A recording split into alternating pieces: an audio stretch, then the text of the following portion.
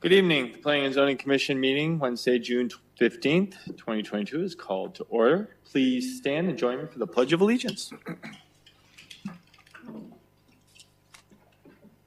I pledge allegiance to the flag of the United States of America and to the republic for which it stands, one nation, under God, indivisible, with liberty and justice for all.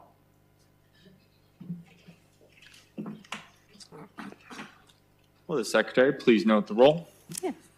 Commissioner Sambito is present. Commissioner Wang is present. Commissioner Hamilton is present. Commissioner Hegedus is present.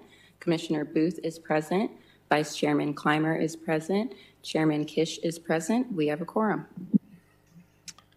Item number 1 is to approve the draft minutes of the Planning and Zoning Commission meeting held on May 11th, 2022. Do I have a motion? I so move. And a second? I second. I have a motion by Vice Chairman Clymer and a second by Commissioner Booth. All in favor? Aye. Opposed? Motion carries. Now is the time for citizens who would like to address the Planning and Zoning Commission on any non-agenda items. Are there any speaker cards for non-agenda items? Does anybody in the audience wish to speak on anything non-agenda related? This is an opportunity for commission members to disclose any ex parte communications that they may have had prior to this meeting on any agenda item. Has there been any ex parte communications? No. Seeing none. Just for your information, the item number 4, the Montecito Pad Amendment, has been canceled from tonight's meeting, and new public notifications will be sent out for a meeting at a later date.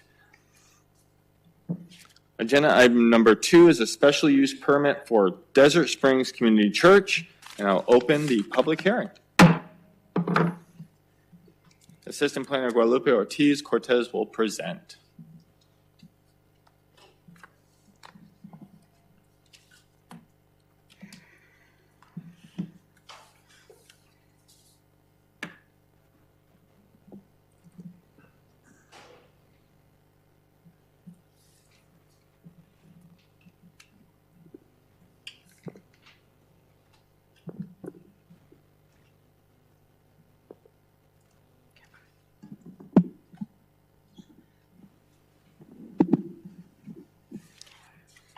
Good evening, Mr. Chairman and Commission members. My name is Guadalupe Ortiz Cortez, and I am Assistant Planner with the Development Services Department. Before you tonight is a special use permit request for the Desert Springs Community Church. The subject property is located at the northwest corner of West Indian School Road and North 144th Avenue. The property is located within the Palm Valley Phase 3B Plant Area Development and has an underlying zoning of C2 General Commercial. The zoning for the Palm Valley Phase 3B PAD was approved in 1994. Per the zoning ordinance, a church may be considered in any zoning district with its special use permit application. A special use permit for the property was approved in 2003. The 2003 special use permit established the location of the existing building and fields for sports. The 2003 special use permit included a stipulation that limited the height of buildings and any structure to 30 feet. The special use permit request before you tonight is to allow the expansion of the existing church building, the construction of a new auditorium, and an increase in height for a new tower.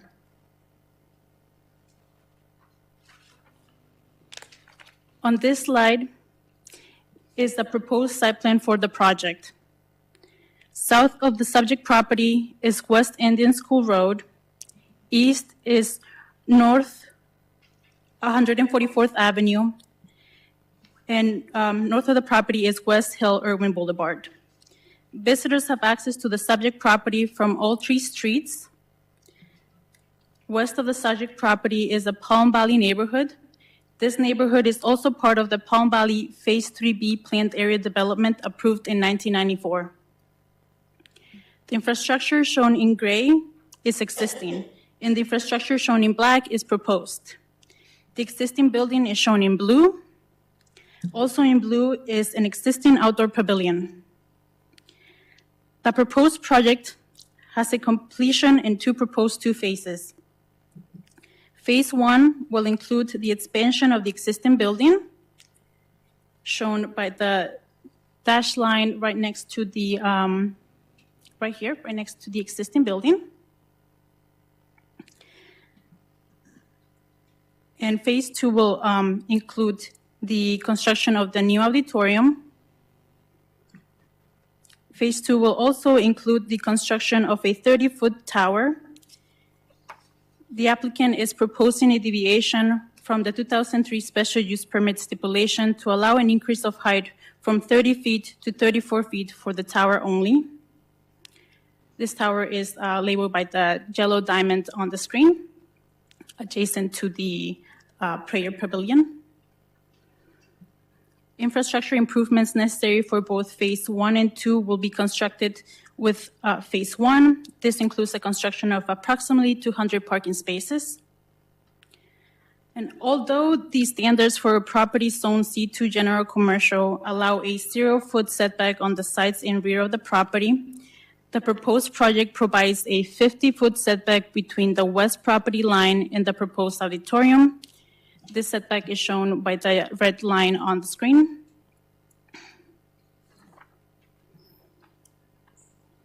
On this slide is the conceptual landscape plan.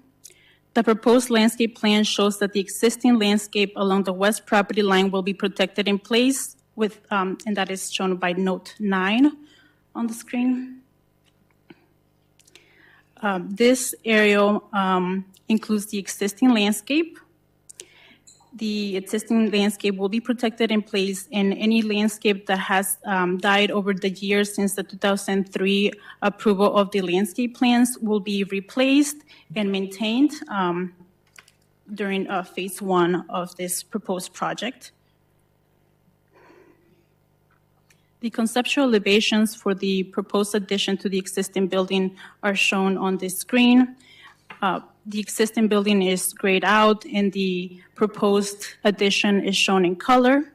The building design and height matches the existing building. Conceptual elevations for the proposed auditorium are shown on the slide on the screen. The colors and materials proposed for this building complement the existing building. The height of the proposed auditorium is 30 feet and consistent with the stipulation of the 2003 special use permit. The applicant has requested a height increase from 30 feet to 34 feet for the tower. That is shown right here adjacent to the prayer pavilion. The tower is located south of the existing building and east of the proposed auditorium, adjacent to the existing prayer pavilion, like I mentioned. The zoning ordinance allows the height of church spires and crosses to be up to twice the height of the highest building on site.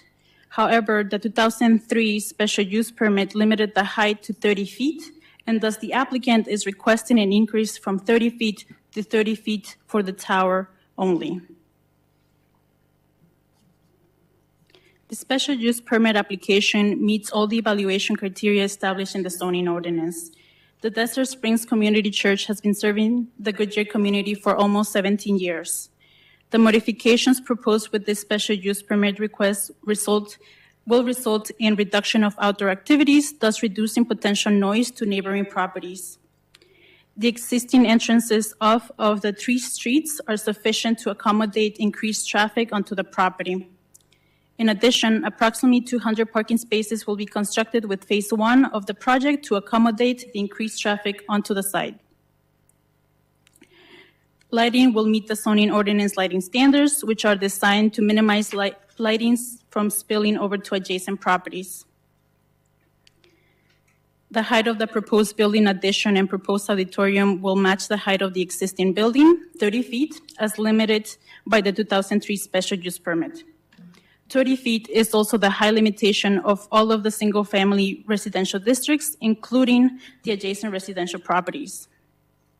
The increase in height requested for the tower does not adversely impact adjacent neighborhoods because of its location away from the west property line. Properties zoned C2 general commercial are allowed up to 56 feet in height.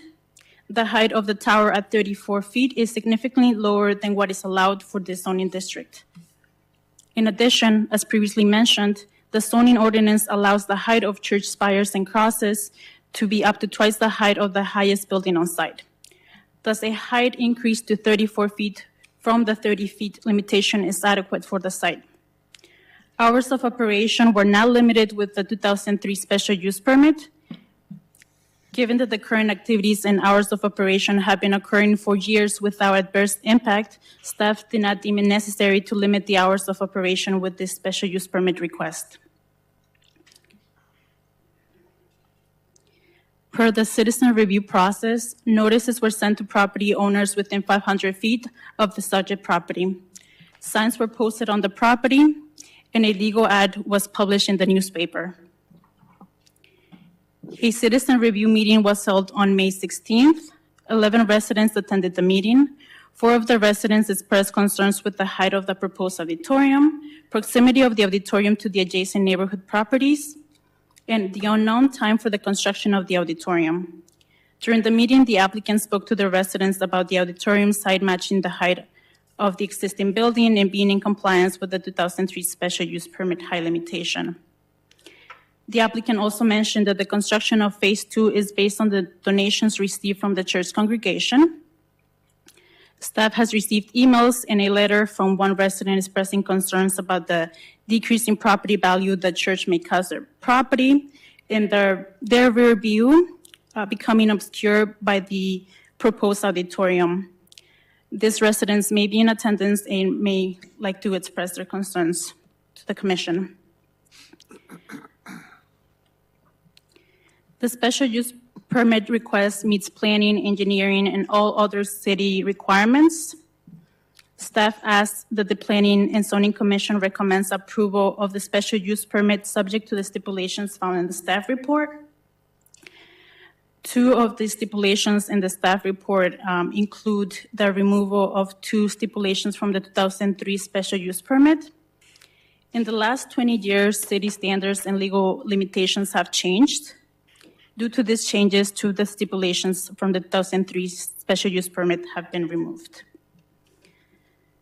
Mr. Chairman, Commission members, this concludes my presentation. I can answer any questions. The applicant is also in attendance and can answer any questions you may have. Thank you. Thank you. Are there any questions for staff? I have one. Could you go back to the picture of the plat where the new buildings are going to be? There, okay. I drive by there every day. Well, no, back one more, I guess. There, okay. So I'm just saying the tower where that's going to be, the 34-foot, it would appear to be, and in my mind, I drove by there today and just looked at it, probably 150 feet from either street or the residence. Is that about, and it's in the middle of the south half of the property, is that right? Yes, okay. Yeah, I don't have much concern with it. I think I was just trying to imagine how many feet that was going to be. It looks to be at least 150 feet from anything. Okay, thank you. Thank you, Commissioner Clymer. Guadalupe, do you know roughly, I noticed there's a couple of 2-story houses adjacent there. Are they roughly 30 feet? The height limitation for single-family residence is 30 feet. So they would be roughly the same as the height of this building? That is correct. And if I understood you, you totaled that out for us, it will sit 50 feet from the property line, so significantly far back from the property line, further from the houses than they are from their property line. Thank you, Commissioner Zambito. That setback from the rear property, the west property line to the wall of the auditorium is 50 feet. Mm-hmm. I noted that there were a summary of a neighborhood meeting comments that were made by the different residents that were present at the time. In your presentation, you indicated that there was no concern about the time that the activity at the church happens, and in the report it indicates it occurs up until 11 o'clock at night. Were there any concerns expressed during that meeting of the activity that goes on? Thank you, Commissioner Zambito, for your question. Good question. To staff knowledge, there has not been any concerns or complaints filed with the city regarding hours of operation or noise. Okay. I did not hear of these concerns during the citizen review meeting either. Okay. And then there was one note I did catch in the meeting, in the summary of that neighborhood meeting minutes, where it talked about there was a concern expressed by a resident of the view, and there was a comment by the development team indicating about that there's a generous landscape buffer. And I did have the opportunity to drive through the parking lot myself, and I drive there myself every day as well. It appears that there at some point was a consistent row of trees along that side of the wall. And while there are 4 consistent trees at an even spacing heading north of Indian School there, many of the other trees are long gone, and there are stumps there, and there's even a pile of lumber there. So it would be nice to know that at least, and I know you said that in your report, that they will be consistently maintaining those trees. I know I've lost trees on my property and had to replace them. So I'd like to know that they're going to be fastidious about keeping that and being considerate of their neighbors. Thank you, Commissioner Zambito, Mr. Chairman, Commission members.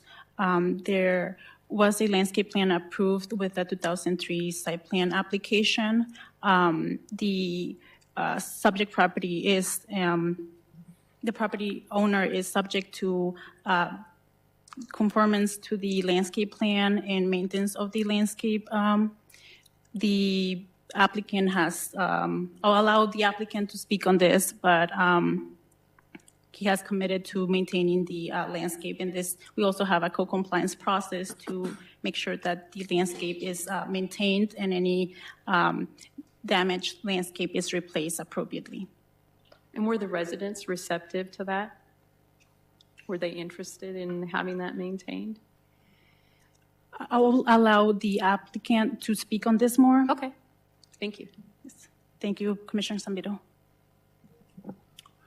Are there any other questions for staff? Could I see the overhead of the community again, please? Where you showed where the houses are?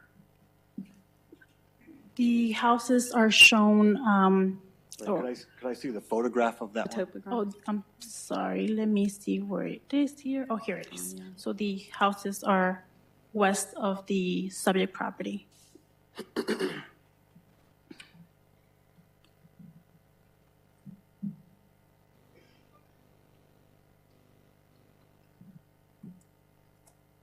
Okay, now could you go back to the Site plan? conceptual layout, that one? Yes.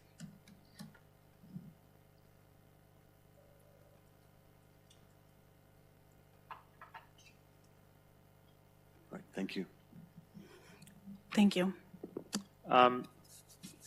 Mrs. Ortiz, what would, if this church was not here or they left, and if the property was purchased by someone else, would another structure be able to be put right where the future development is without having this meeting? Could another structure be built? How tall could that structure be without changing anything about this site plan? Thank you, Mr. Chairman, Commission members. The underlying zoning for the property is C2 General Commercial. The setbacks for C2 General Commercial zoning district allow for 0-foot setbacks along the sides and rear. And the maximum height allowable for property zone C2 General Commercial is 56 feet. Site plans are typically reviewed and approved administratively. So without a meeting, if someone purchased this property, they could put a 56-foot high building right there. Is I that noticed there's also a 30-foot easement there. Is that a public easement? It looks like a drainage easement. There is a 30-foot, I believe, 30-foot drainage easement. Another business would have to also. Respect that also. Would also respect the easement. That is correct. Okay, Mr. so Chairman? Yes. Mr. Chairman, Commission members, just to clarify with the building height that Lupe was getting to, commercial adjacent to single family, it depends on the building height. So the taller your building, it steps back. So if this building's 30 feet, the setback would be 50 feet. So a 50-foot barrier between the residential and the building. Yes, sir. Okay, and how much feet are going between this 34? Is it 50 feet? Yeah, that's what she's got The, indicated. That's at the 50 distance foot. is 50 feet between the west property line and the wall of the auditorium. Yes. Okay, perfect. Thank you so much. Thank you, Mr. Chairman, Commission members. Thank you, Steve. Are there any other questions? Okay. Would the applicant like to speak this evening?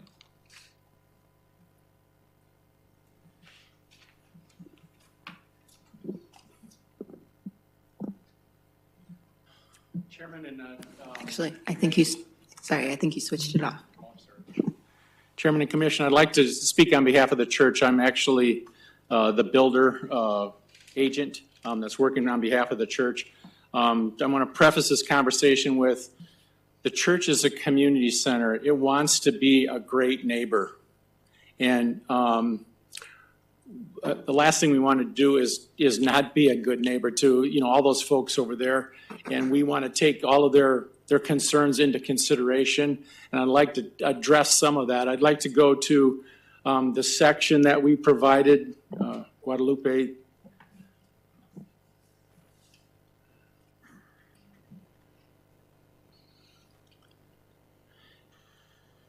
We highly respect our neighbors, and one of them is in attendance tonight, and I want to honor him in his military service and if there's something that the church can do to help in making ease the challenge of what this might be for a visual impairment to their property or diminish the property values, we're listening. So it is the basis for my conversation.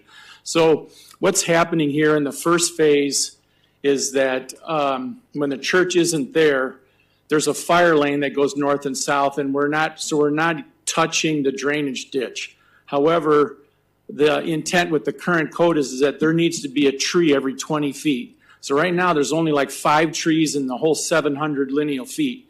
And what has happened over the years is, even in the last few months, one of the neighbors cut one down because they didn't like the tree there. So the church doesn't get upset with that. They just try to work with each one of the property owners as applicable. So in this addition phase 1, our intent is to put 36 trees along that east boundary. So basically, you're building a hedge of trees that will hopefully be in full, growth during the time when you would come back and build the church.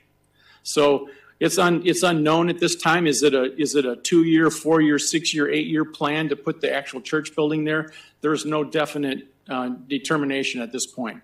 But in phase 1, with this little addition that we're putting on the side of the existing church, the trees will go in. So we'll have some growth period there. So back to that. Proceed to the section, please. So here's the intent. There's the existing fence on the left. We put the trees in order to create a space where the trees will really do well. We're going to put a concrete channel in there. So we're really diverting all of the water in the channel that's 30 feet wide to a narrow 6 or 8 foot wide channel so that we can kind of bypass the trees in the area of the church and make sure that the trees do well and they have some area there. There's a fire lane that's the horizontal line, then you see a 4-foot landscape barrier to get to the first face of the building. So there's your 50-foot line there. And the first section of the building is actually lower than the auditorium volume. So the auditorium volume is another 16 feet or 18 feet back. So that's 68 feet to that 30-foot. So that's the design intent right now. There's limited windows on that west face, so we're not looking at our neighbors. You know, there are some windows there, but they're less than 8 feet tall. The concern from the neighbor was, you know, noise from the mechanical systems. You know, we can put those on the side and on the other side of the building as well. The sanctuary structure itself will be highly insulated because that's the acoustical performance of the room, you know, requires that. So we're taking what we believe to be the biggest issues and trying to minimize them on behalf of the neighbors. But we are listening, and we would do our best to adapt to neighborhood concerns. I really appreciate the section. That really shows that there's the 50 and then there's an additional setback until you even achieve the 30 feet. That's a big setback there. Thank you. Are there any questions for the applicant? What kind of trees are you planning to put in? We haven't decided, and we would be open to suggestions, but right now the church has planted some ash trees around the shade structure that's in there that seem to be doing really well, minimal. The concern is, would we create debris for pools and stuff in the backyards? So we're specifically looking for something that would minimize that.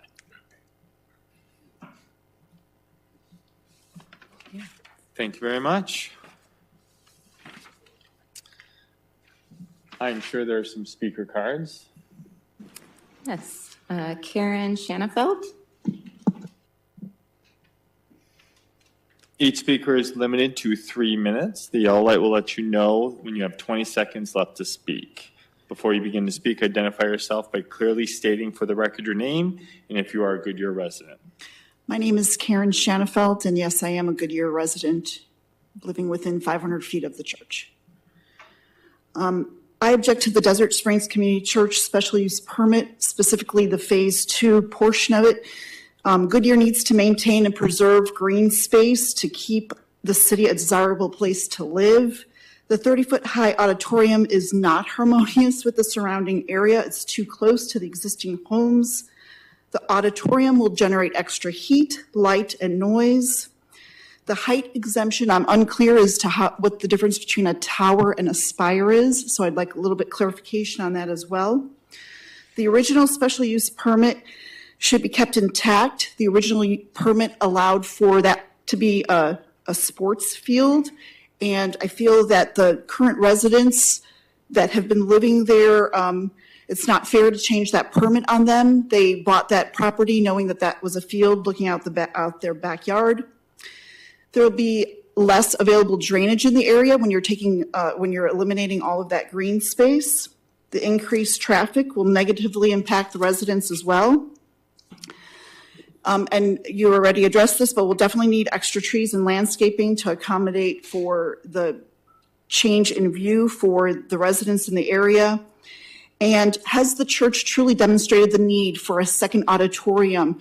Other churches tend to rotate services to accommodate increased membership. I mean, there's an existing auditorium. Can't that be used for current activities? I'm still unclear as to how they demonstrated the actual need for the increased, for the secondary auditorium. Thank you. Those are my comments. Thank you. Are there any other speakers? Yes. Is it Creasy?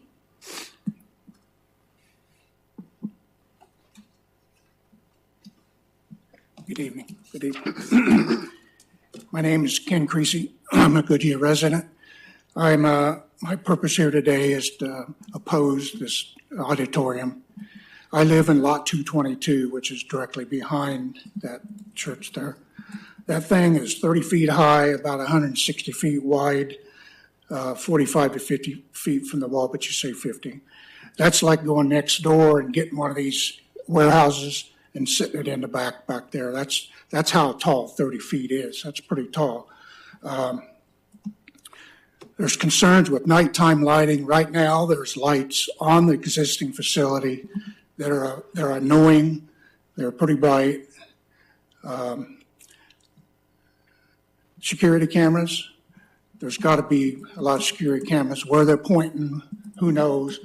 But for my house, my backyard's not that big, and it's not even 50 feet to the wall. So they could probably see everything, I guess. Air conditioning units are on top of that one-story facility. My bedroom's the second floor in the back of the house. I will probably be able to hear that in the middle of the night. If they're new units, maybe not. When they get older, of course, such things happen. Sun reflection. Right now, when the sun sets, it sets directly shining on my house, the front of my house, and also bounces off the church. If you put a 30-foot tall facility back there at the same color, it's going to be very annoying. And it will reflect because the sun, that's the way the sun sets back there.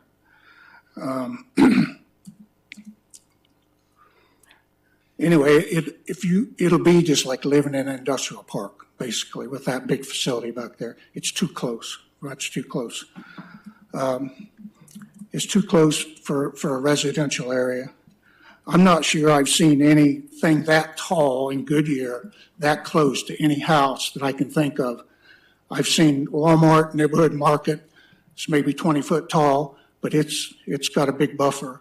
Safeway's got a big buffer everywhere. I can't think of any place that close to any house. So I think this is too close. It's got to be moved. If this was put back there, if you look at my lot, the very north line of my lot, all of my lot, the neighbor's lot, and part of the next neighbor's lot, we go out there and all you're going to see for the skyline is a big building. 30 feet's pretty tall. And if you look right here, maybe, from me to you, is maybe 50 feet.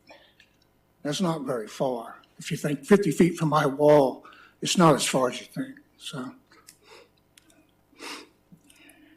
there's another option would be to move that auditorium to the south 3 minutes. and connect it to the building, or move it to the corner over there further to 144th Avenue and Indian School.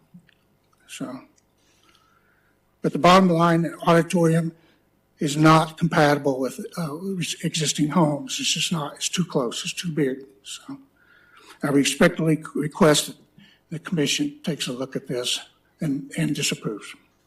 Thank you. Thanks, sir. Thank you. And I did provide a letter, so. Excellent. Okay. Thank you. Are there any other speakers?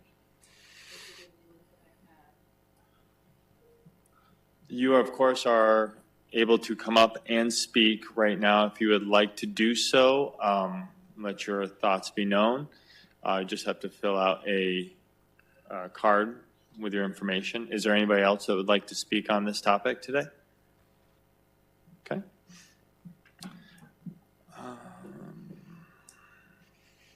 Could I ask the applicant to address those concerns? We can ask the applicant. I was going to ask Ms. Ortiz a couple questions as well. Please come up. We'd like to have a couple questions. And specifically, have you looked at putting that somewhere else besides where it's planned right now?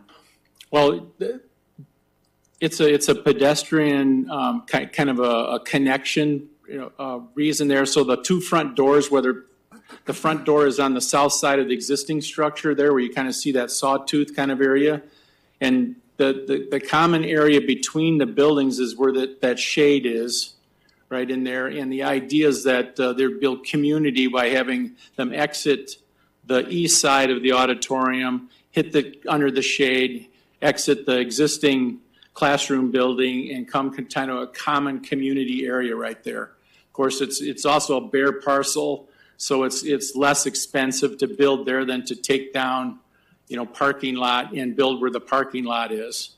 So there's there's a thought process to pushing that building to where it is right now.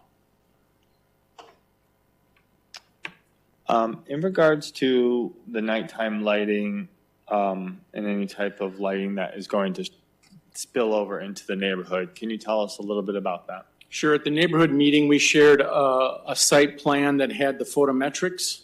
And so we had all of the pole lights and building lights on that. And we are following all the regulation where the spillage of light out beyond the property line just doesn't occur. I mean, it's down to an immeasurable, 0.01 kind of foot candle kind of thing. So we are following the regulations. We've also shortened the poles to 12.5 feet.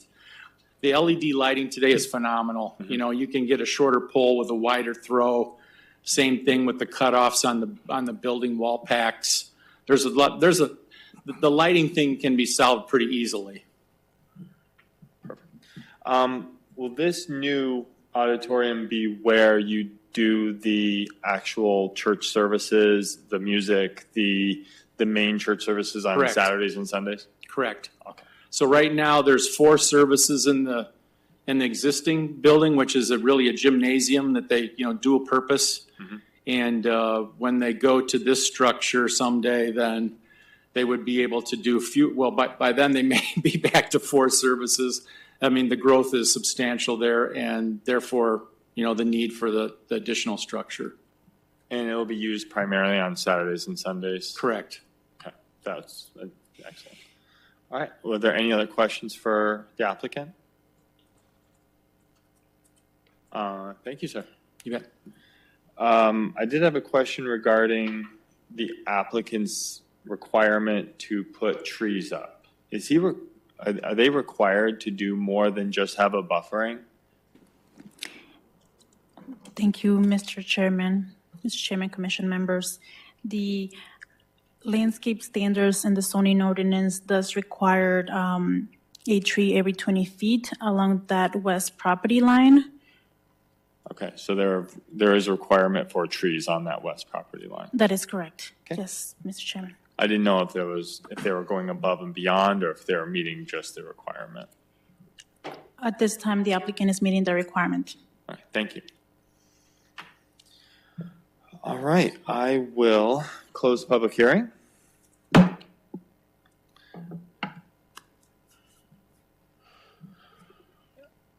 Is there any discussion?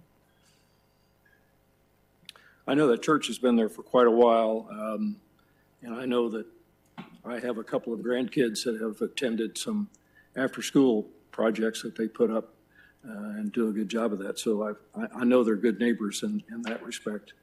One of the gentleman's questions about he hadn't seen a building that was more than 30 feet high that close. Where I live in Pebble Creek, the Robeson Reserve, which was built about 10 years ago, I believe is over 30 feet tall in some areas, and it is within about 50 feet of the back neighborhood. So I have seen what that looks like, and it's, I don't know if they had some other type of an industrial building come in there, how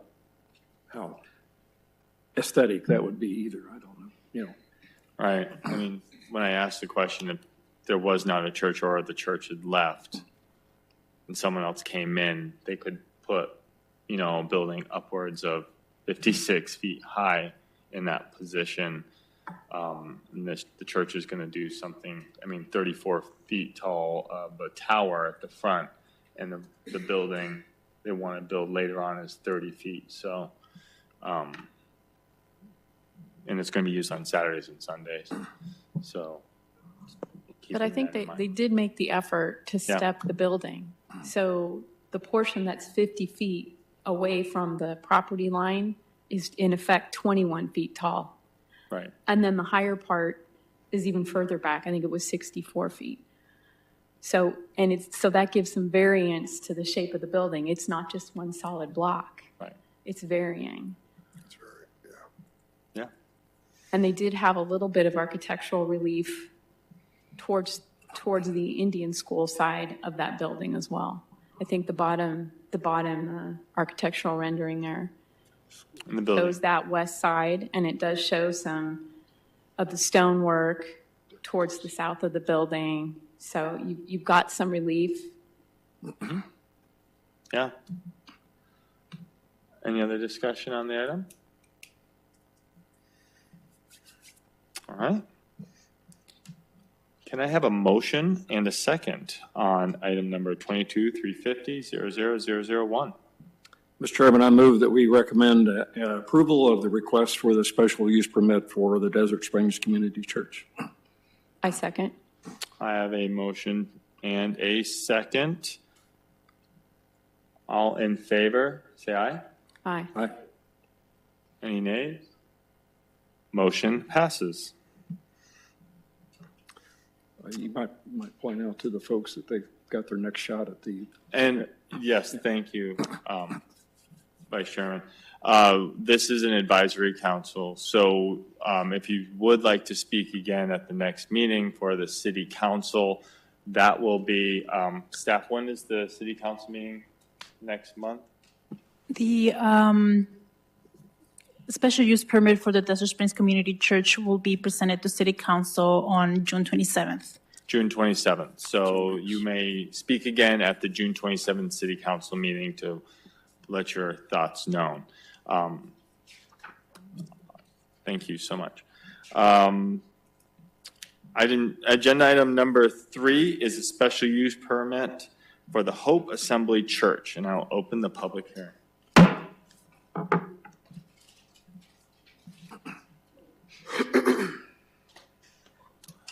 Planning Manager Steve Correcchia will present.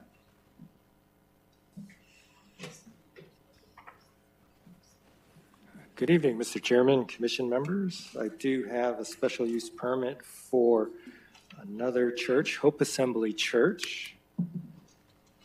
Proposed location, we're here I-10 Litchfield Road, Auto Drive and 137th. We're that northeast corner, which will move over here. We have an existing building, so the church is proposed in this kind of west half of this existing building. And as you can see, the development surrounding this area, you have the auto dealers. Up to the north, you have some kind of flex commercial industrial to the west. Additional type of uses here proposed to the south and existing. And so background, all of that area is Palm Valley Crossing, planned area development, initially adopted in '95, and it's been amended several times since then. The subject property is in a portion of the PAD that was subject to a 2007 amendment. So that 1.2 acres is subject to commercial and a mix of automotive type uses. That site plan for that existing building was approved in 2018. And that west half of the building is about 15,578 square feet. And as we saw before with the first case, the zoning ordinance does allow houses of worship churches to go in any district with a special use permit. And the zoning ordinance further clarifies that that special use permit will go before the Planning and Zoning Commission and City Council through the public hearing process. And so that request for you tonight is for a special use permit for the church in that existing building. As we saw in the aerial, the site is fully improved. The parking, the access, the landscaping, all the streets surrounding the development fully improved. With this church, they will lease the property, so only interior modifications will be proposed. There will be no changes to the site or the exterior of the building. Church's service is proposed on Sunday. They'll also offer several other services, both in person and virtually. At this time, about 200 members are anticipated, and at this time, there is no daycare or school proposed. And this was that 2018 site plan. You can see they're going to take this west half of the building here. There's another user here in Building B. And I should point out that through shared parking and between parking on site, they'll meet the parking requirement. There's about 60 spaces here that they will utilize. There'll also be another 86 parking spaces across the street that they will utilize. And evaluation, as the commission saw in the first case, there's the 4 items that staff looks at with these type of cases. And again, just that it'll be desirable to the public convenience and welfare. It's going to be compatible. It'll be in conformance with the general plan. These are kind of aspects that staff looks at when we evaluate these types of uses. And in evaluating this request, again, this church will occupy an existing building. We have no changes to the site or exterior that we needed to evaluate or assess with compatibility. So we have no issues with excessive noise or light proposed with this church. It's proposed in a non-residential area, so we don't have any incompatibilities with residential in this area. No issues with the hours of operation. At this time, staff is not proposing any restrictions or stipulations on the hours that they will operate. Again, the site improvements are all done. The off-site improvements, the roadways, sidewalks, landscaping, that's all done as well. And again, the parking has been addressed both on-site and with the shared parking agreement with the property owner to the west. Citizen review, we did send out postcards notifying property owners within 500 feet. Also for this public hearing and the one before the city council, we did our standard notification, including another round of postcards, posting the property with a sign and a legal ad in the paper. We also placed it on our website and our current development applications. To date, staff has not received any opposition to this request. So staff, our conclusion is it meets the findings for a special use permit. As such, we are recommending approval subject to the stipulations in the staff report. If this item does proceed here tonight, it will go to City Council on June 27th. With that, Mr. Chairman, that concludes my presentation. Staff's available for questions. Applicant is also here and available for questions. Thank you, Steve. Are there any questions for staff? No. This one seems pretty cut and dry. Would the applicant like to speak?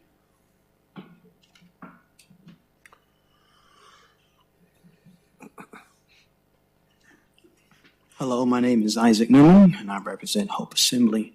We are a 41-year-old church who moved from a previous location, and so we are looking to come to Goodyear to bring our church. And so we've been waiting quite a little while to come to this part that we're here tonight, so it's really big for us because it's been over a year.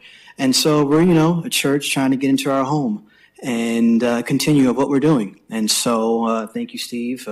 Meeting him in person for the first time. And Alyssa, last time I saw them was via a Zoom meeting a year ago. So, it's like you said, it's very cut and dry. We're just doing 10-minute improvements to actually make it a church. Okay. Thank you. Thank you. Are there any questions for the applicant? No? All right. Are there any speaker cards on this issue? Well, are there any discussion on the topic? I'm going to close the public hearing. Can I have a motion and a second? I recommend for approval the request for Hope Assembly Church. I second. I have a motion and a second. All in favor, say aye. Aye. Opposed? Motion carries. As a reminder, Montecito Pad Amendment has been canceled for tonight's meeting and will be moved to a later date. We'll now move on to agenda number 5, a zoning ordinance text amendment for drive-through use permit, and I'll open the public hearing.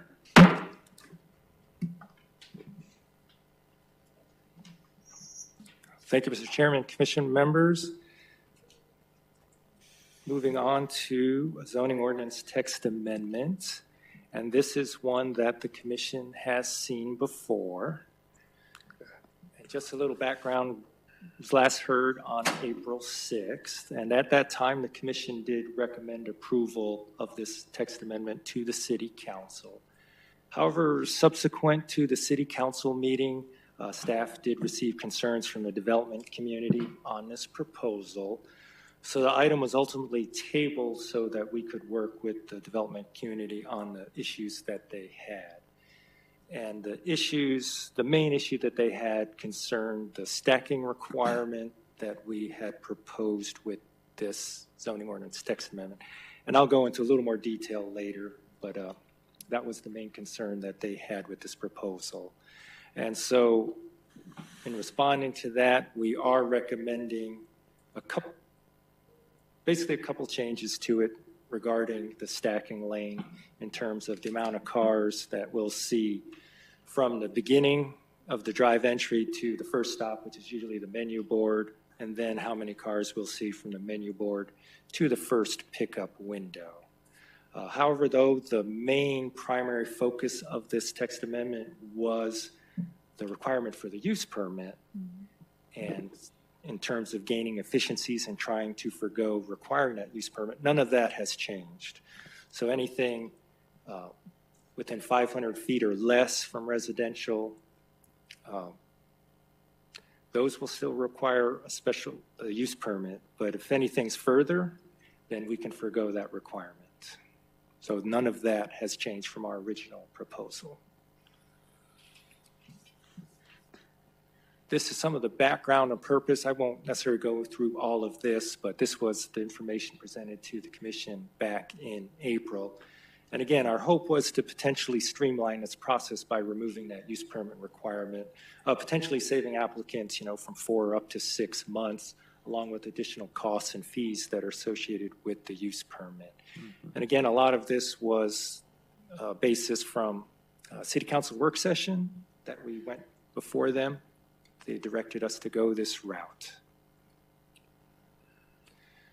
To do this, though, we did have to amend several sections of the zoning ordinance. As you can see here, we've got 1, 2, 3, 4 sections of the ordinance. So it was a comprehensive change to several sections.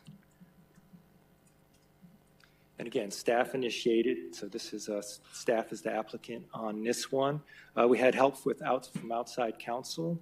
They did a lot of the research for us, researched the Valley cities. What do they do? How do they approach this issue? So in looking at the research and what other cities did, we kind of formulated our proposal before you tonight. And again, this kind of looks at when a use permit would be required and when it wouldn't. So, back over in Canyon Trails Town Center, at Cotton, 303 here and Yuma, that's over 800 feet. So in this instance, we don't necessarily need the use permit. We would go through our standard staff review of this one. However, in this one here, Van Buren Estrella Parkway, I believe it was the new Salad and Go, you're only 80 feet from residential. So in this case, we felt the use permit would still be necessary for us to fully evaluate this use and its compatibility with the surrounding area. So what we're doing here tonight is we're modifying several definitions. Again, we had to fix several items of this zoning ordinance to make this happen. We're also adjusting a couple of our commercial districts to ensure we have the drive-to restaurant as a principal use if it's more than 500 feet, but also make sure if it's less than 500 feet that we still require the use permit. Did the same in our C2 general commercial. And then we created a new development standards section that these standards would apply now to all of the use permits coming into the city. And so where the changes happened was now we're going to require, so this is from the entry to the drive-through to the first stop, the menu board typically, 6 cars. And those 6 cars can be stacked in one lane or multiple lanes. So before, we were looking at a 5-car stack per lane. So potentially, the development community was saying you're penalizing those drive-through franchises that provide more than one lane. So in looking at that, looking at other Valley cities, in changing our requirement, we were still consistent with what other Valley cities were doing. So we'll have a 6-car stack. If it's one single lane, it'll be 6 cars. If it's 2 lanes, then it could be 3 and 3. We're also going to ask for a 4-car stack between, now you go past the menu board to the first pickup window. Before we had 3, since we potentially were not requiring as many before the menu board, we figured we would now, to be consistent, add 1 more. Again, looking at other Valley cities, that seemed to be in line with what they were doing. We also added in a little bit of flexibility. Queuing analysis could be submitted by a traffic engineer, and that could analyze the use, and they could state that per our research, our study, our evaluation, we feel that we can meet stacking requirements with a lesser number. I should clarify, and for the record, that the queuing analysis, this is not an intent to allow anybody to come in and just provide less cars because they don't have certain size property or for some other reason. Staff's intent here was more for local users, the mom and pops that want to come in, that are, maybe they're a sit-down restaurant, but they're like, maybe we could add in a drive-through component, but our site is developed, we can't fit 10 cars stacking. But we could show to you through our volume, our use, we're not a national franchise. We don't generate that type of traffic that we could meet it with 5 cars. So it's the intent behind this queuing analysis was that kind of user. It wasn't for your coffee shop to come in and provide a lesser number and kind of find a loophole. So I just wanted to state that for the commission. If you saw this, the intent was not to have a free-for-all and allow a loophole through our ordinance. These rest of these, same as before from what the commission saw. So none of this here has changed. And just to go through a couple real-world examples that the commission saw. So here is one example it would not meet. So here's the menu board. They have 1, 2, 3, 4, 5. Well, we need 6. So they would either potentially need to move the menu board up or somehow reconfigure the site to add a longer lane.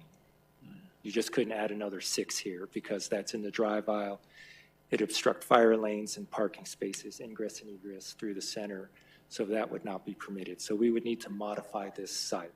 They do meet the second part where they do have 4 cars from the pickup window to the menu board. Actually, they have 6 or 5, 6, so they would be fine here. Here's one that would meet it. So on this drawing, the menu boards are here, and you can see this double lane. So they have 1, 2, 3, 4, 5, 6. They actually easily meet the stacking requirement that we're proposing. They also meet from the pickup window to the menu board. So we have 4 cars here. So this is the kind of situation that would meet our proposed requirement. This one, a little bit short, they would need to add another car, figure out a way to add that in. And again, just showing these pictures, one of the new requirements is a canopy over all drive-through windows. Typically, before you see these instances, these are drive-through windows that face an arterial, face a street. So we would require a cover. So this will now be standard for all drive-through users within the city. And you can meet it several different ways. You can see different architectural styles here have been used. So there's no one prescribed way. They could meet this requirement by using the architecture of the building or the center where they're in. And so for public notification, we did notify it for the April hearings. Also, since we had to go back and make a few changes, we did renotice it again for these hearings this month before the commission and council. And again, we sent it out through several different methods, and we did get some concerns, so it did work, and we did work with the development community on those concerns. So to date, we have no opposition to this proposal, and the folks that we worked with are in full support. So for findings and our recommendation, we do find that this promotes the direction to us from council, that it will help streamline the process. It'll promote health, safety, and welfare for the city. As such, staff, we are recommending approval, and if it does proceed tonight, it'll be heard by council on June 27th. With that, Mr. Chairman, that concludes my presentation. Thank you. Thank you. Just another example of how hard, willing to work hard to meet all the needs and to come up with compromises and be flexible. I think staff is just doing a fantastic job with working through those things. So thank you so much, guys. Are there any other questions for staff in regards to streamlining this? All right. Are there any speaker cards? Any discussion? I'll close the public hearing. And may I have a motion and a second? A motion to approve the update on the new,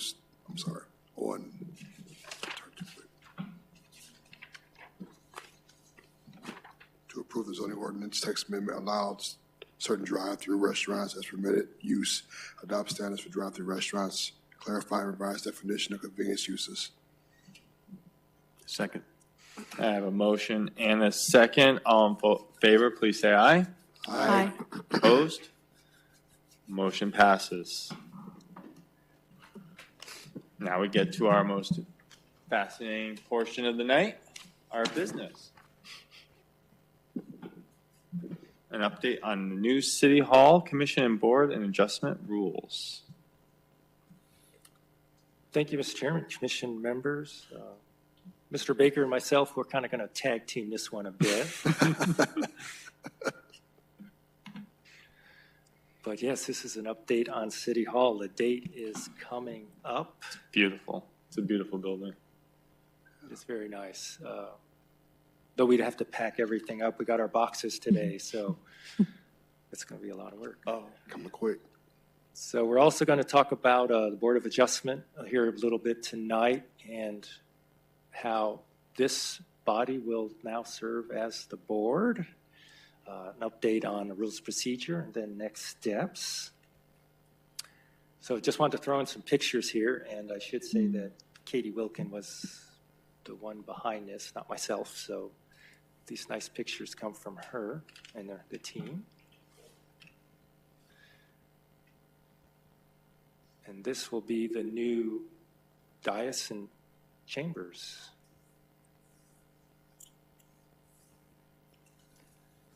The development counter, one of the main things that they really focused on was the light and air in this building, that you can see just how it just flows through.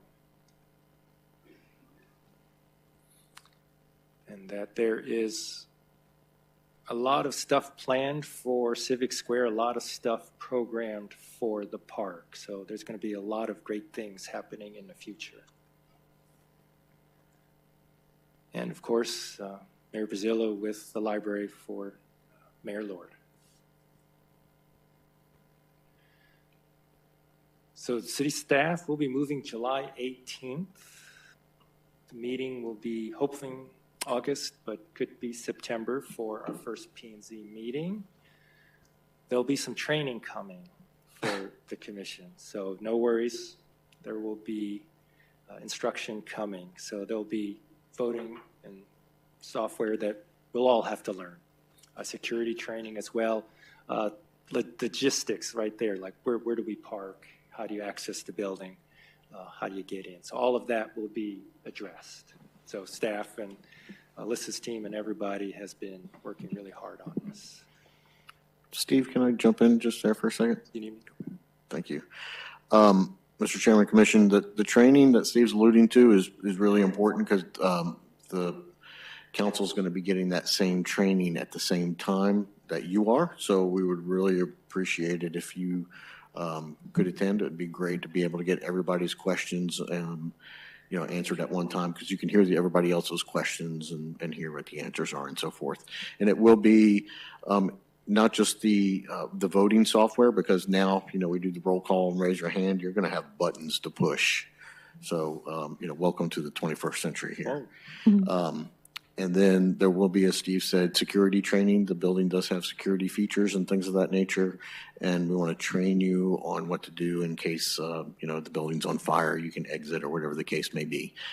So the police department will be conducting training with council and with this body as well, all at the same time. And as Steve alluded to, there is some parking where commissioners will park for the meetings.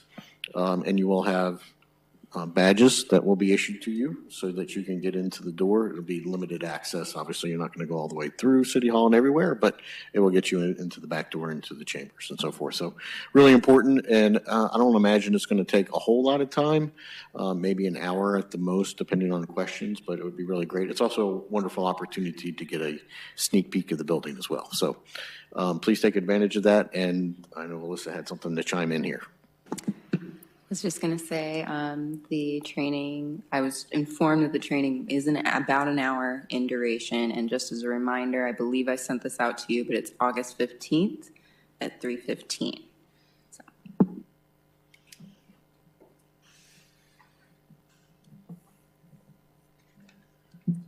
Perfect.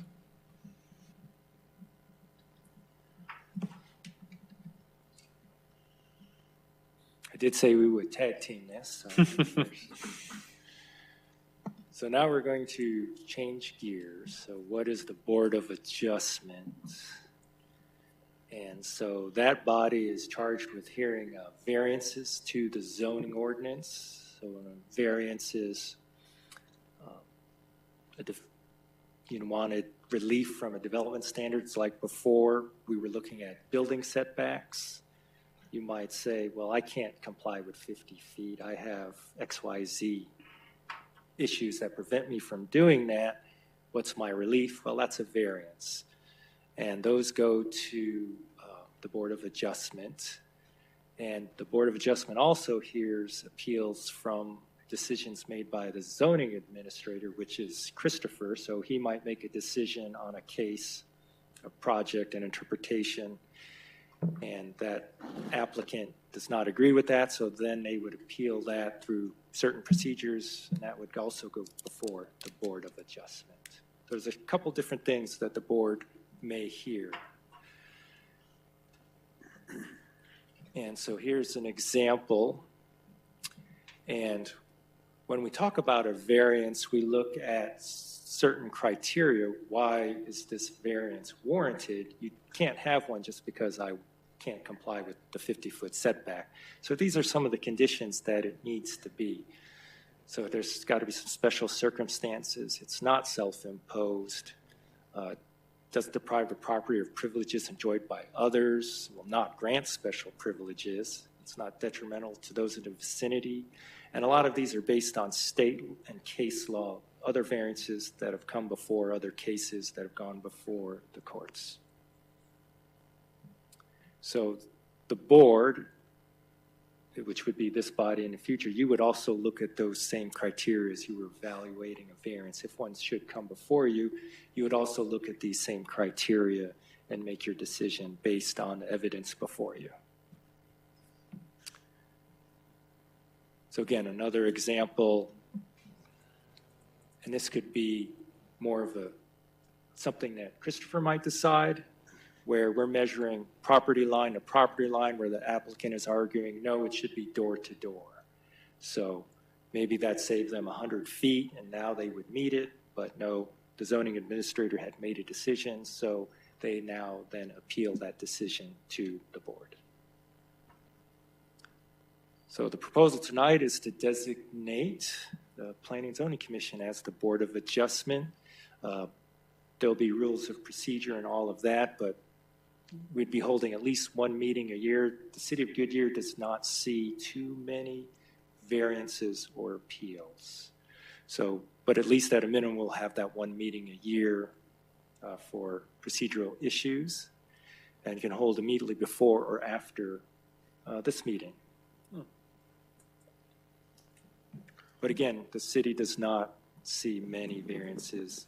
I think in my in 20 years or so, we've maybe had a handful at most. So it's not something that you will see on a regular basis. So it's not enough that we could expect some upping of our remuneration for the work. We'll double it. Yeah, there you go. We'll double your pay. That for several years, and we didn't meet at all. Correct. Yeah, I wonder why we even did it. Correct. That's a great point, Commissioner Hamilton. We had a body that did not really, unfortunately, have anything, well, I guess fortunately did not have anything to do. So it made sense to kind of combine it with this body here. And especially since this body has a lot of experience in dealing with land use issues, it made sense.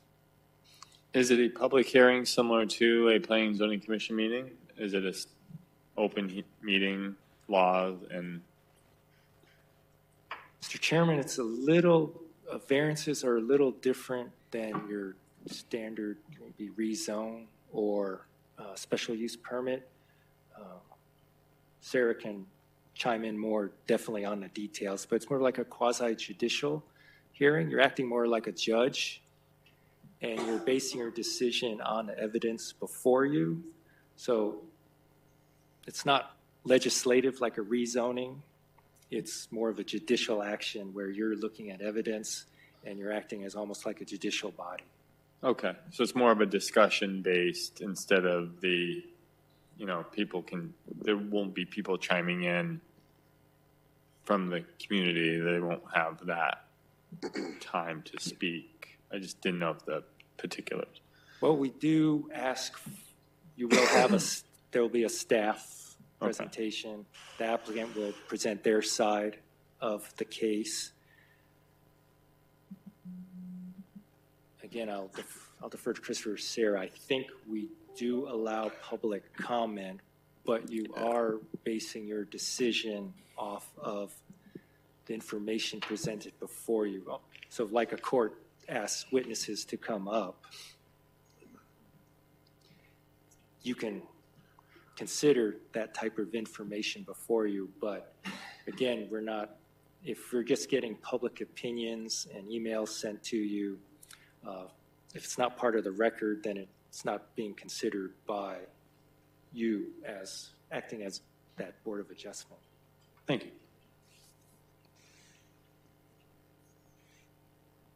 So is our decision then binding, or does it go to the city council? Your decision is binding. Their next relief would be to the courts. Oh, wow. So if, let's say in some cities, maybe a use permit stopped with the planning commission, they could appeal to the city council as their next relief. So your decision as the board is much different. You're not recommending. You're making a final decision. Okay.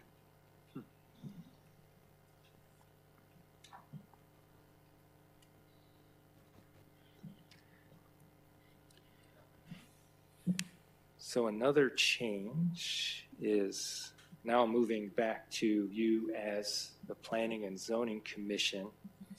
Right now we have 7, a quorum is 4, and the bylaws require, let's say there were only 4 members present, the bylaws require a vote of 4 to affirm that case before you. So if it was a 3-1 vote, then that would be a denial. So the change tonight would be a majority vote of those present. So if there were 4, a 3-1 vote could be a positive affirmation of that case.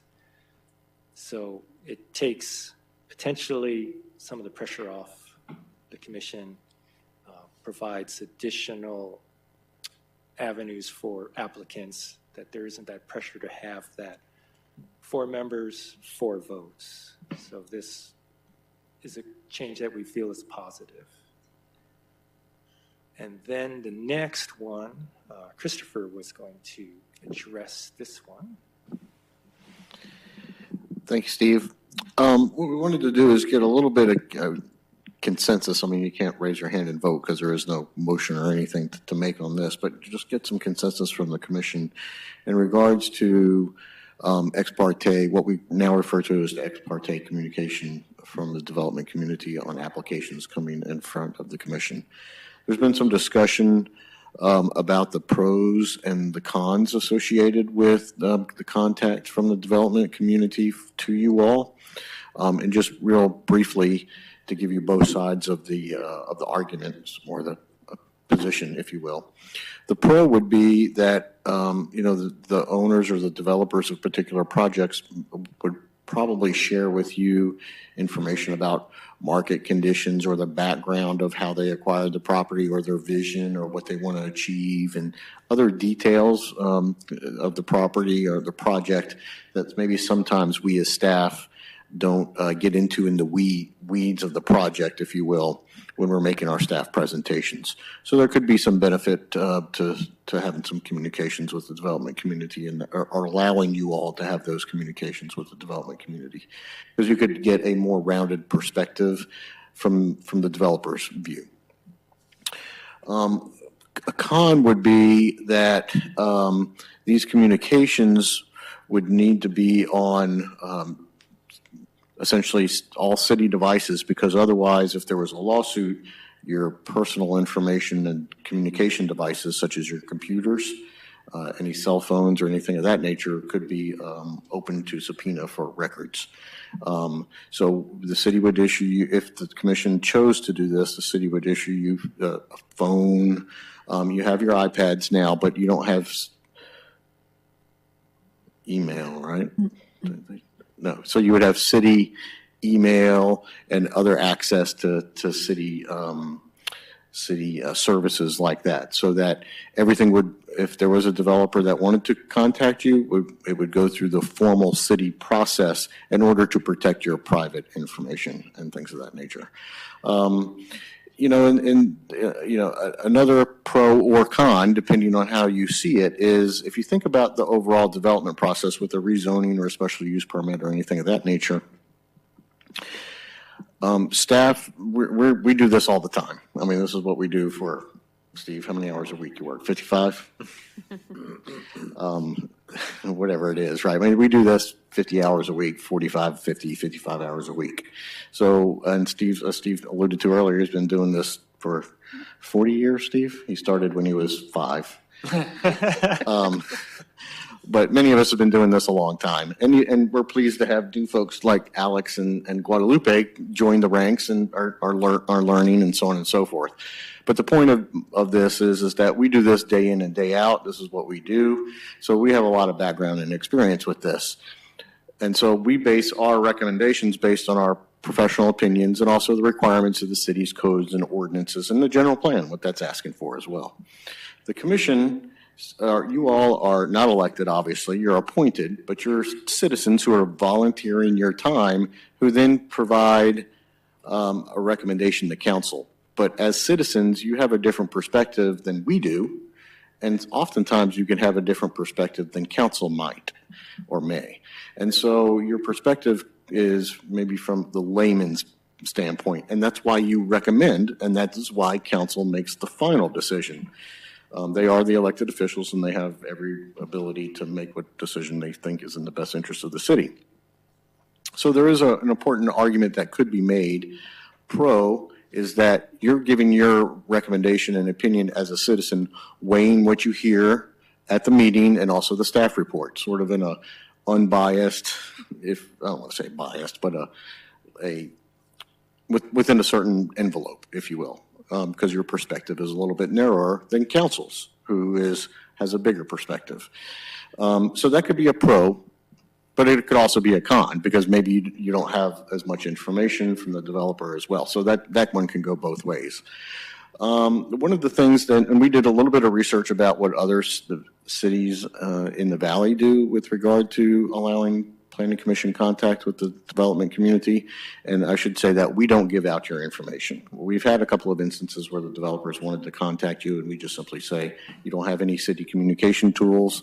We're not giving out their private information. So then they just provide us the information. And if they ask us to send it to you, we'll send it to you. But typically what we try and do is put everything in a very forthright manner, very fair manner into the package that you get. And so, it is other cities that do allow this ex parte communication, they actually will staff those meetings. So there'll be a staff person that would sit with you if you were interested in meeting with the developer. That way, if there was a question that came up, we as the professionals could help you answer that question if you needed some resources from us, like what's the neighboring property zoned, or what's the uses allowed here, or so on and so forth. Is the road going to be wide? I'm just picking things out of the air, but we could be that resource for you in those meetings. So that would be helpful for you. And admittedly, that is also that could be a con, or is frankly a con on city resources. If you all were to meet with the development community quite frequently, we would need to staff those meetings. It's something additional for us to do. It's just not that we're opposed to it. It just is another thing for us to do. So there's pros and cons associated with the contact by the development community. Just to highlight again, pros would be you could get a more rounded perspective on what the proposal is and the vision and things of that nature. A con could be if there was a lawsuit, those conversations will all be, you're likely to be called in a lawsuit, more likely to be called in a lawsuit in that regard. Also, there is the opportunity there for the perception from the public about, okay, you're meeting with the development community, but as a citizen, do I have the opportunity of meeting with you as well? So there's that balance there as well that needs to be made. Across the valley, there's a variety of different positions that the cities take. Some cities allow it, but as I mentioned, with staff. And there's some cities that have a position much like we do currently, where we don't provide your information, that it's sort of you make the decision and the recommendation based on the information in your staff report and what you hear at the meetings. So what we're really looking for is some general direction from you all in terms of if you would like us to develop some policies that would allow contact by the development community, or if not. There isn't a right answer here. I'm just, and that's why we're bringing it to you to get because we don't want to just come forth and, not have you all be aware of what these pros or these cons are. And again, staff will do what we need to do to help and support you. So if you think it's beneficial, we'll absolutely make time and support you in this regard as well. So it is important. This is an important thing. And if you wanted to take a little bit of time to think about it, you don't have to make a decision tonight, or we don't have to arrive at consensus tonight. But it is something that we wanted to bring forth for conversation to see what your opinion was, because we would need to change some things and put some policies in practice and to make that adjustment to help you all. What prompted this request or interest? It came out of a joint work session with council that the Planning Commission had, I think it was in September of last year. There was some conversation that came out of that about how it could be beneficial for the commission to have the contact. Well, I don't know about how everybody else feels, but when I sit and I look at our development packages, I've worked my whole career with developers, but when I look at it, I'm looking at it from a resident's perspective. How would I feel about this? How would I feel about that if it were my house that were next to this, or if I was down the street? And it would make me uncomfortable to have a developer pushing all the time to get, because they're going to tell you what they want to tell you, and without hearing the people's perspective together with that, I don't know that that seems fair. I think we discussed briefly in that meeting a way for planning and zoning to work collaboratively with council in a work session with staff on big items. Now, big thing, like things that would require, and it's going to get some attention, where a couple members of us, and it could be any of us, would actually sit in with council and the developer and at least have someone there as like a liaison, where you don't have to set up a whole different meeting. It's already put into place, but the commissioners would be allowed to go to this and ask questions, and then Bring it in back the to us. discussion that we have on the topic, bring that up there. And then whoever was representing would bring it back to us as a follow-up. Right. Yeah. I feel, and that could be brought up at, say, the staff communications portion of this too, for the next meeting. Hey, we discussed this. This is what, is coming up, and that type of thing. So we at least also know when there's a big item coming up, and we're like, whoa, didn't realize, this town was going to be really upset on this particular item. Right. We'd like to have a little bit of a, heads up. And in that case, we also were in the room where it happened to have a Hamilton quote. I had to slide that in there. Yeah, in some cases, there may not be a lot of public, because of the way Goodyear is developed, and we're about 12 to 13% built out. So there could be, like down in south of Australia where there's no residents. These are really, really, really important land use and development decisions that will be coming forward over the next couple of years. Not only from an infrastructure, but water, sewer, the delivery of public services. These land use decisions down there are going to be really important, and how we solve those things. But there's not a lot of public interaction down there because there's nobody down there. Right. So I would just caution your comment to maybe the trigger isn't just the amount of public interest, because we could have a whole lot of interest on a Taco Bell. Now, I'm not saying that that's not important, but, so we kind of have to. Sure. There's different triggers associated with that. And we would need to think through what that would be. But I think the most efficient way to have that, so that we don't have to recreate the wheel, is to already have, when there is a work session with city council, to just allow a couple commissioners in on that meeting, or allow us some kind of method of asking questions in some venue. I'm not sure what that looks like, but I'm not cool enough. People haven't reached out to me or come up to me and ask me questions, so I'm definitely not on that order. So, I don't know, but at least have a little bit more like understanding of a project going in from your perspective, from council's perspective, from, so we can triangulate better. I like that concept, but I always try to think forward. Explosive community. Okay, and then there are going to be tons more developers. So what we're looking at today cannot necessarily be tomorrow. So I like that we get involved in a little capacity with the council in preparation for maybe one day having that dialogue with the developer. But we can't stay where we are, and we need to think forward. This thing is going to explode. Mm-hmm. What's good for the community? What's good for this process? What's good for proper and equitable land use? So I think that at some point there will be some dialogue. Did you look at the city of Phoenix with theirs? We did pull this. Actually, we did not pull the city of Phoenix just because it's not an apples to apples. No, but that we can explode, and they have a process to manage that. So that would be idealistic, and a target that we could move towards. Right. But there's no way that this, as it's formatted now, can handle where we're going. I think that work session with city council was fantastic, and more of those. If anything, just more of those would be awesome.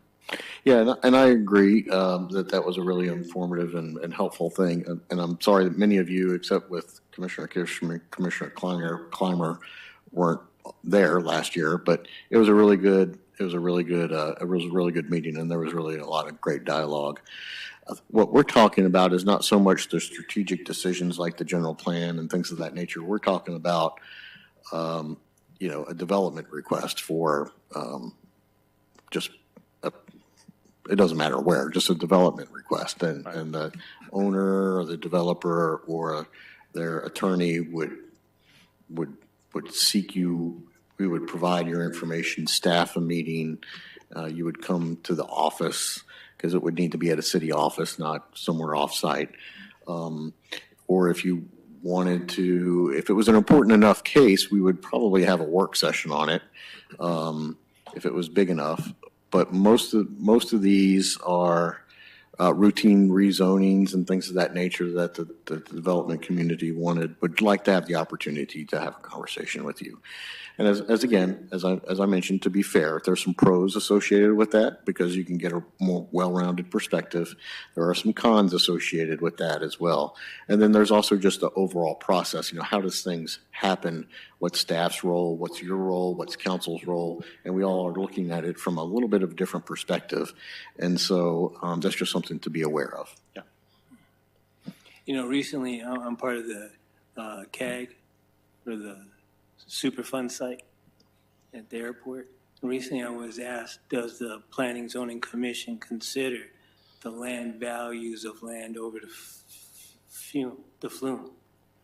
And I'm like, I don't even want to answer that. I don't want you looking at me, Right. And then you have 9th District EPA sitting there. So, like I said, things are changing, and we need to be prepared for that in those dialogues. We need that support. Right.